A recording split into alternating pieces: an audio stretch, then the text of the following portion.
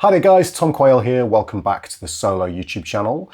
For anyone that's new here, this is the official channel for the app Solo, and this is where David and I upload weekly content to help you get the most out of the app. So first of all, let me say apologies for the lack of content recently. We've just released the Android version of Solo, so welcome to any of our new Android users. Of course, if you are new to Solo and you've not yet checked out the Android version, click the link in the description below. That will take you across to the Google Play Store where you can do that. And of course, for any of you iOS users, you can also click the link below to check out the iOS version. If you haven't already done so, make sure you click the like and subscribe buttons below, and of course that bell notification icon to make sure you're notified every time we upload new content to help you get the most out of your practice time with Solo. So without further ado, let's get on with today's content.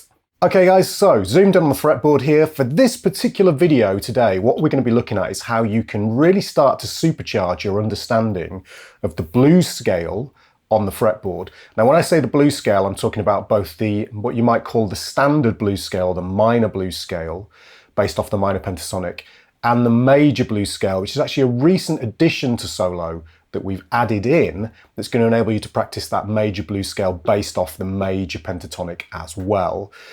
Now, there's a few different ways that you can get really good and a few different things that you need to do in order to get really good at utilizing these scales. And of course, the most important one is always going to be transcribing existing players who you like, who utilize these scales well. And this scale is used in every single genre going. So whether it's kind of blues, funk, jazz, fusion, whatever, you know, any modern styles even, this blues scale is kind of the cornerstone of any kind of modern Western improvisation. So it's really, really important, both the major and the minor blues scale, or what we just term the blues scale.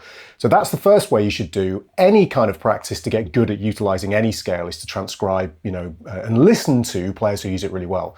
What we're going to do with Solo today, though, is we're going to really focus on the formula and intervallic functions within these two scales, and get used to the added or sixth note that's added to the scale, added to the minor pentatonic and the major pentatonic to make these scales up, these blues scales as it were, and get very good at locating them anywhere on the fretboard so that we can start to develop our own vocabulary and our own creative sense with the scale. And this is where Solo is amazing for this kind of practice, because it's going to present those intervallic functions to you and ask you to find them in various different ways. So I'm going to show you some ways that you can utilize Solo to get good at this scale all over the fretboard without relying on large shapes or without relying on kind of vocabulary that you've already learned. This is going to help you to really visualize these scales on the fretboard in a kind of more open, more kind of artistically meaningful way.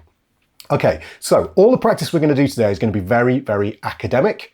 We're not going to be creating licks or playing lines or playing phrases. Again, as we've said many times, Solo is a practice tool that's designed to help you visualize the fretboard. It's not designed to teach you vocabulary, but this visualization process is going to allow you to start to develop vocabulary later down the line, and you'll have complete freedom to do so on the fretboard. So if we go over to Solo, first thing we want to do is go into the scale trainer. So if you are in the changes trainer, make sure you switch over to the scale trainer. Make sure you're all calibrated. Make sure whether you're using a microphone or an audio interface, you're all calibrated. I'm on the iOS version here. It's exactly the same on the Android version if you're using that too. Go to the scale trainer, tap on the scale selection here, and then you want to scroll all the way down to the other scales here, and you'll find the blues scale and the major blues scale. Let's start with the blues scale here. So this is our minor pentatonic with an added flat 5, or the blue note as it's known, okay? We're going to select, as I mentioned, the starting root note of A. So come up and select that starting root note, and then the workout options here, make sure we're on up, so we're ascending, okay? The melodic sequence, make sure that is on 1 to 1. That's going to give us the root note to the root note, okay? So up through an octave, or you can actually play the intervallic functions any way you like. And root movement is on static, so we're only going to be utilizing A blues scale. Okay, then you can hit Start Changes Workout. Now, because I'm using an audio interface here, I can talk at the same time. I'm actually plugged in via a quad cortex. And then Solo is presented us with the intervallic formula, or the intervallic functions that make up the formula of the A blues scale, or just any blues scale, which is 1, the root notes, flat 3, 4, flat 5, 5, flat 7, and 1. Now, a normal minor pentatonic omits that flat 5, okay? So now, my job on this, on the fretboard here, is to figure out as many different ways of playing this scale through one octave as I can. Now, we've done videos before about some strategies you can use to do this. You can limit yourself to a certain number of frets. You'll find that video within the app if you go into the tutorial section. Or for example, you could play on a single string, play the scale on just a single string going up the fretboard. Or you could start with each different fingering, so you could start with the little finger on the root note, then the third finger, the second finger, and then the first finger, and play through the scale. I'm going to do all of these things. I'm going to try and figure out as many different ways of playing this scale as possible. The really important thing that I'm going to do here is I'm going to pay particular attention to the flat 5 going up to the 5, because this is the bit that makes this scale kind of sound bluesy. It's the thing that's really interesting, this addition of the flat 5 going to the 5. So here is my A minor 7 chord that I'm going to use here. You could use an A dominant 7th as well for the blues scale. Sounds like this. That's the sound we're going to be having here. Here is the 1, then the flat 3, the 4. Now here's this flat 5, and then the 5, flat 7, and 1. Everybody should be familiar with that shape. You can see solo ticking off the notes as I'm playing through them. What I'm now going to do is I'm going to find another fingering, so I'm going to really pay attention to each of these intervallic functions and how they look and sound on the guitar in relation to this root note. So now I'm going to play the root note again here with the second finger. There's my flat 3 at the 3rd fret of the A string. Then I'm going to play the 4 at the 5th fret. Then I'm going to play the flat 5 here. Now this is where this kind of practice, this very considered practice, starts to come in very useful, because I could play my flat 5 here at the 7th fret of the A string, or I could play it at the 2nd fret of the D string. Now that's a very uncommon fingering, but something that's very, very useful to get to grips with. So here's my flat 5, here's my 5. That's a cool little fingering. You could play things like, you know, little kind of things that would be very difficult to play by doing a hammer-on and pull-off. You'd have a different sound between the flat 5 and the 5. Now I've got them on adjacent strings. Make a note, a mental note of how each of those intervallic functions looks against this A. So we've got the 1, the flat 5, and the 5, and then the 1, the flat 5, and the 5. Pay particular attention to that visual relationship. The oral relationship, of course, will be the same. Then I'm going to play the flat 7 here at the 5th fret of the D string. Then I'm going to play the 1 here at the 2nd fret of the G string. So that's another fingering that I could put together that is potentially more unusual and might yield some interesting results. Like for instance, I could play the flat 5 here and then slide up from the 1 to the flat 3 there. Okay, that might get me into a new position. So here, maybe I take this 1. Let me reset the exercise. What I'm going to do now is I'm going to take this A and I'm going to try another fingering. So 1, flat 3, here's my 4. There's that flat 5 relationship, 1 to flat 5. I could play the 5 here as well. Okay, but now I'm going to play it here. Then I'm going to slide up to the flat 7 and then the 1. So what I'm doing here is I'm locating each of these intervallic functions by essentially looking at the relationship, as always with solo, that they make to the root note. And I'm trying to find all the different flat 5 to 5 combinations, locating that blue note, the flat 5, in relation to all the other notes surrounding it. So I could have 1, flat 3, 4, flat 5, 5, flat 7, 1. By the way, for anyone who's a little confused as to where I played that flat 7 and the 1, if you didn't know already, I'm tuned slightly differently to you. I have an open C, where you guys would have a B string, and I have an open F, where you guys would have an E string. Essentially, it's the same exercise. My notes are just 1 fret back from yours on those top 2 strings. Everything else is the same, okay? So don't worry too much about that. Again, I'm going through, finding all the A root notes. 1, let me load up solo here so you can see this in the process happening in real time. 1, flat 3, 4, do this all on 1 string now. There's the flat 5, 5, flat 7, 1. And I'm going through and locating all of these different flat 5 to 5 relationships, flat 5 to 4, flat 5 to 3. So I can always target that flat 5 and think about its intervallic function. even bending to it. So 1, flat 3, 4, flat 5, and then a little bit out of tune there. Sorry guys, my intonation wasn't so good. That was a little better, sorry. And then the flat 7, 1. And you can be as strict with yourself as you like with this. So again, I could start down here and do every single finger. So 1, flat 3, 4, flat 5, 5, flat 7, 1. Now start on the third finger. So 1, flat 3, this will yield a slightly different fingering. 4, flat 5, really think about how that flat 5 looks and sounds. 5, flat 7, 1.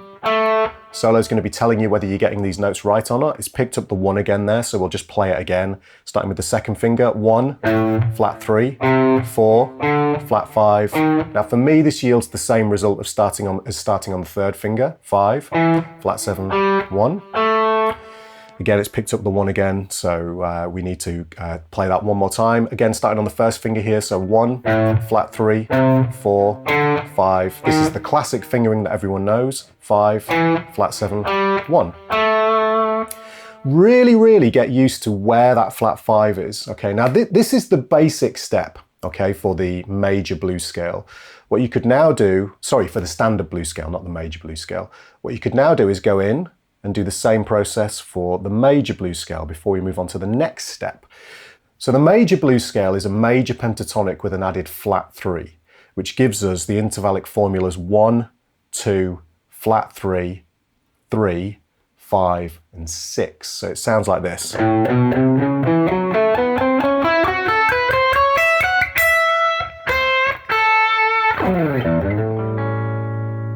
Okay, so that's the sound of the major blues scale. As I said before, this is an addition to solo. This wasn't in here on the initial launch.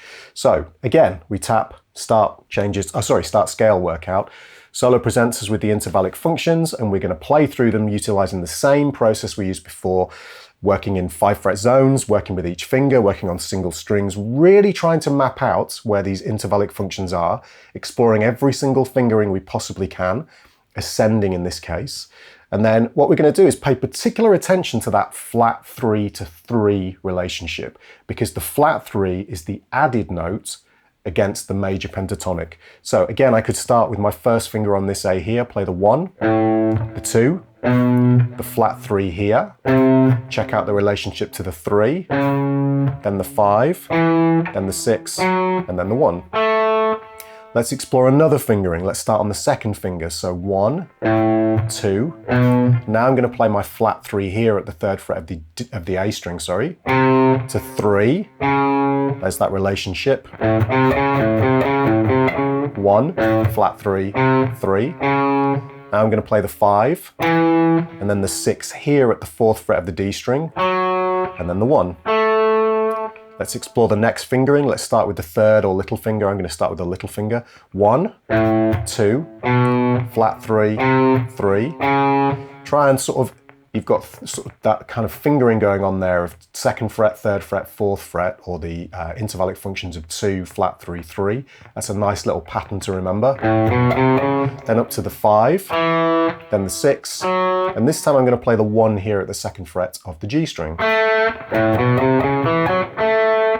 Okay, so work with all of the guitar, finding all the A root notes, finding every single fingering you can, starting from every single finger. Maybe you just do a single string. So 1, 2, flat 3, 3, 5, 6, and then 1. Okay, so once you've done that for the minor blues, well, just standard blues scale and the major blues scale, you can start to make the exercises more interesting for yourself. So one of the things that I like to do with solo, if I go back to the minor blues scale here, or just the standard blues scale I should call it, we'll stick with an A root note. What I'm going to do now is I'm going to keep the direction up. Of course, you could repeat this whole thing and have the direction going down. That's one direction you could take, or one step you could take, one step further. So now all your scales are played descending from the root notes. So 1, flat 7, 5, flat 5, 4, flat 3, 1. Work on every single fingering for that. From every single A root note.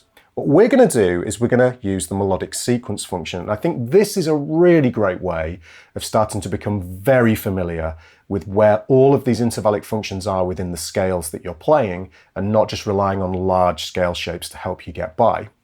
So this is going to allow you to start from any of the chord tones that are within the scale. And the chord tones in this kind of minor pentatonic, or minor pentatonic with the added flat 5, would be the 1, the flat 3 or minor third, the 5, and the flat 7. So what I'm going to do now is I'm going to select flat 3 to flat 3. Solo is now going to present the scale to me. It's the same formulas for the blues scale. So 1, flat 3, 4, flat 5, 5, flat 7. But now it's going to start from the flat 3 and ask me to play ascending through 1 octave. So this is going to prevent me from always thinking from the root note and always seeing all of my patterns starting from that root note. I still have to visualize from the root note, but I'm now going to be thinking and hearing the intervallic functions and visualizing them in a slightly different way. So now it's asking for flat 3. Well, where's my flat 3 from A? Well, here's my root note at the 5th fret of the E string, sorry. I'm going to play the flat 3 here at the 3rd fret of the A string, then the 4, then the flat 5, there's the 5 to flat 5 relationship, flat 7, 1, flat 3. Here's my chord again for reference. One more time, the scale. Now, whatever you do, don't think of this as a different scale. A is still the root note. We're just visualizing from the flat 3 to the flat 3, okay? It's a different way of visualizing. It's not actually a different way of visualizing. It's just a different way of kind of playing the scale and thinking about the relationships. It's really forcing you to think about where these intervallic functions are and not rely on a pre-existing pattern, because now we have to play the scale from the flat 3 to the flat 3. Let's explore another way of doing this. So let's go from this A here. And again, all the same principles apply, guys. Do this from every single finger within every 5 fret zone. Do this on single strings. Do this from every A all over the fretboard, or whatever root note you've chosen for your exercise. So now here's another A. I'm going to play the flat 3, 4, flat 5 to 5 relationship, and then the flat 7, and then the 1, and then the flat 3. Again, just remembering that my tuning is slightly different to yours. Let's go for this flat 3, 4, and then we're going to play the flat 5 here, 5, flat 7, 1, flat 3. Repeat that process all over the fretboard, getting super familiar with where these intervallic functions are, and make sure you can play them and find them as quickly as possible. But of course, at first, take all the time you need. Solo's going to wait for you. So you play that flat 3. You take as long as you need to find that 4. Solo's not going to move on. Keep playing. Sorry, keep finding. If you play the wrong note, solo won't move on. Just wait till you found the 4. Visualize what that 4 looks like and listen to how it sounds against the A root note. You can always go back and play the A root note if you want to. Always go back and play a chord. Okay, then listen to the intervals. Flat 5, 5, flat 7, 1, flat 3. If you're using an audio interface, of course, you could have a backing track in the background. So long as it's not the audio, the backing track is not going into Solo's kind of note recognition algorithm, you're fine. You could even have someone else play some chords for you, so long as you're not using the onboard microphone. With an audio interface, you can do that. For context, that's fine. All right, guys, so when you've done the flat 3, come back in, select melodic sequence, you can do the 5 to the 5. So same principle, everything ascending here. So we get, here's the 5, the flat 7, the 1, the flat 3, the 4, the flat 5, and then the 5. Here's the chord again for context. Okay, so 5, flat 7, 1, flat 3, 4, flat 5, 5. Let's do this somewhere else. You probably want to work a bit more systematically than I am. This is just for demonstration purposes. 5, flat 7, 1, flat 3, 4, flat 5, 5. Okay, so you can go anywhere you like on the fretboard. Here's the 5, flat 7, 1, flat 3, 4, flat 5, 5.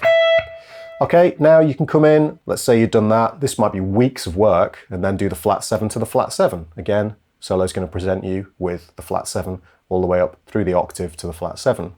You could also come in and do the same thing for the major blues scale. Of course, select the major blues scale, and then once you've selected that, go into your melodic sequence and, you know, change the melodic sequence to be 1-to-1 or any of the other chord tones within the scale.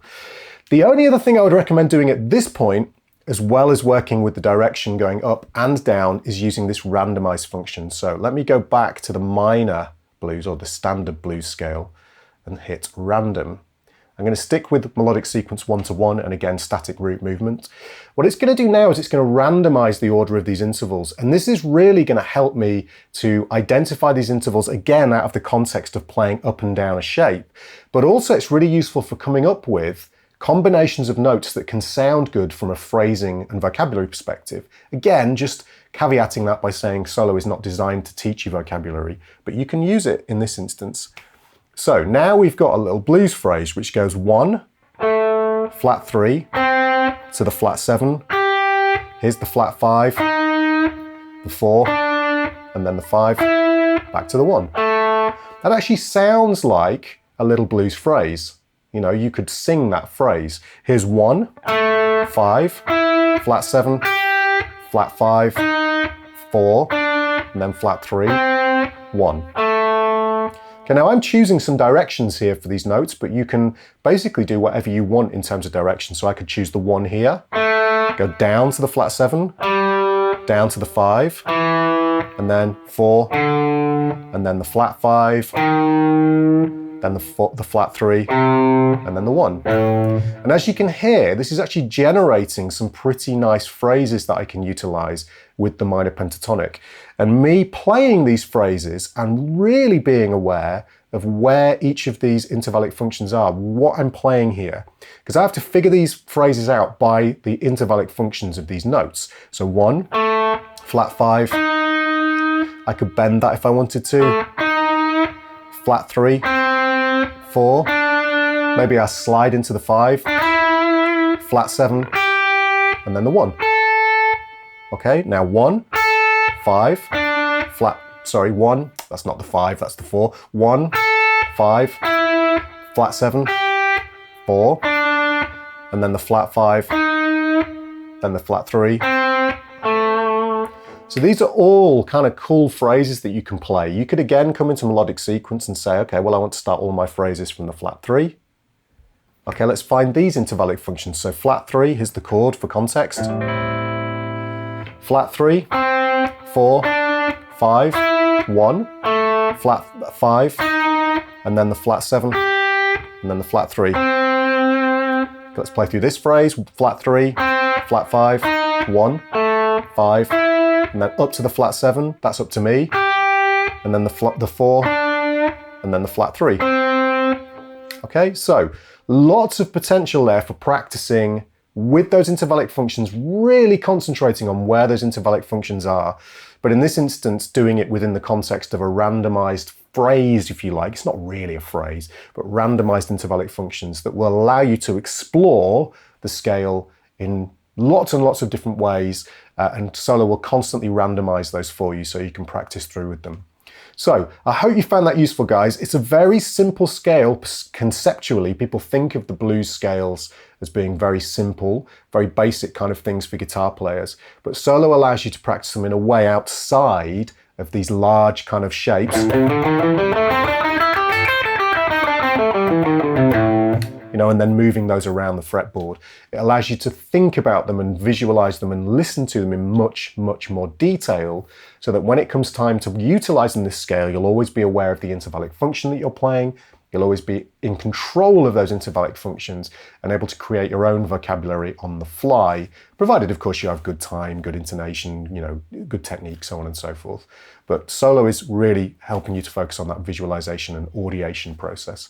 All right, guys, hope you found that useful. As I mentioned before, if you did, make sure you click the like and subscribe buttons below, and of course the bell notification icon to make sure you never miss any more of our content again.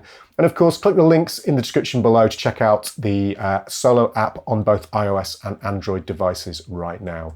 All right, guys, my name's Tom Quayle. Thank you so much for watching. Thanks for all the support, guys, and for checking out the app, and I will see you in the next video. Bye-bye.